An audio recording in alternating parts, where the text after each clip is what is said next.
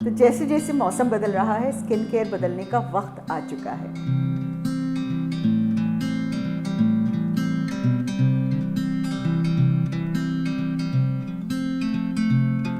नमस्कार, I am doctor Shahla Agarwal. I am a dermatologist, आपकी skin care की सारथी। आजकल थोड़ा सा क्योंकि हम लोग बाहर इतना नहीं जा रहे हैं तो शायद वो मौजू हमें इतना परेशान नहीं कर रहा है, लेकिन समर की स्किन केयर चेंज करना या उसमें जो बदलाव लाना है जो अभी तक हम कर रहे थे वो बहुत ज़रूरी है। समर में आखिर होता क्या है? समर में होता यह है कि पसीना साथ साथ सीबम के मिलने लगता है।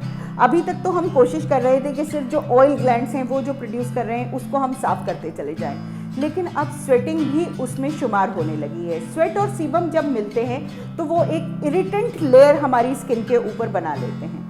तो समर स्किन केयर होती क्या है? यहाँ पर मैं ऑयली, नॉर्मल और सेंसिटिव स्किन की बात अलग अलग नहीं कर रही हूँ, बिकॉज मैं इस वक्त जो बात करना चाहती हूँ वो हम सबको करना है। इस वक्त जो करना है, हमें सफाई के ऊपर बहुत ज़्यादा ध्यान देना है।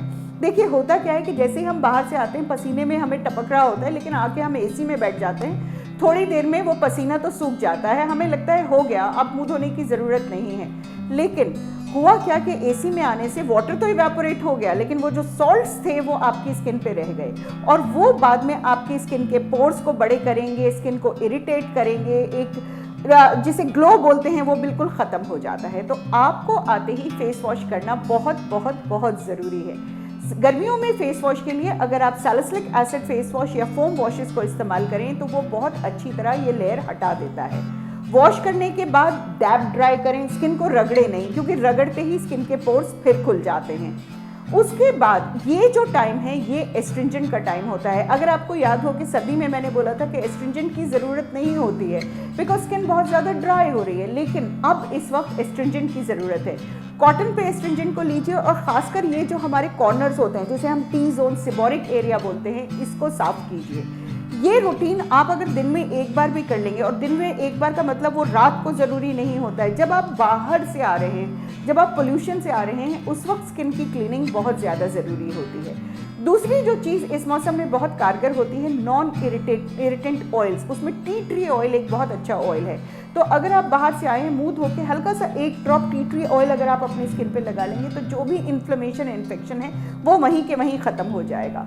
समर केयर का एक बहुत इंपॉर्टेंट मौजू होता है, वो होता है पैक्स। बिकॉज समर में आपकी स्किन ऊज कर रही है, जो उसका जो ग्रेडियंट है वो अंदर से बाहर है। तो अगर आप पैक्स लगाते हैं जिसमें कुकम्बर वाटर पैक हो सकता है, मुल्तानी मिट्टी पैक हो सकता है, पर पैक्स की जो हमारा जो तरीका है वो वंस अ वीक ही होता है। सनस्क्रीन एक बहुत बड़ा मौजू है, लगाएं या ना लगाएं इस पर डिबेट चलता रहता है। तो बेसिक चीज़ ये है कि अगर आप धूप में खड़े होने वाले हैं और 11 से 4 आप बाहर जा रहे हैं तो आपको सनस्क्रीन का इस्तेमाल करना है। तो समर केयर आज से ही कीजिए। अपना जाके बाथरूम में देखिए कि आपके फेस वॉश में क्या चीज़ है।